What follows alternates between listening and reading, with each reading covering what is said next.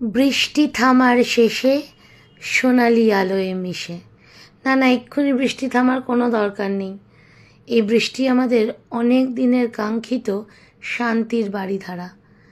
বৃষ্টিটা হওয়ার পর চারদিক যেন শীতল স্নিগ্ধ আর আরও আরও সুন্দর হয়ে উঠেছে।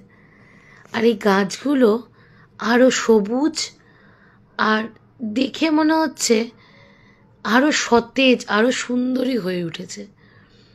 আর এই সব কিছুর জন্যই বৃষ্টি আমাদের এক চরম প্রাপ্তি, যা মনের শক্তি যোগায়, মনের শান্তি যোগায়। মনের শক্তিটা কিন্তু খুব দরকার। কথাতেই আছে, ছাতা বৃষ্টি থামায় না। ছাতা আমাদের মনে শক্তি যোগায় এগিয়ে যাওয়ার। তাই সব কিছুকে উপেক্ষা করে মনের জোরে এগিয়ে যাওয়াটাই আসল লক্ষ্য।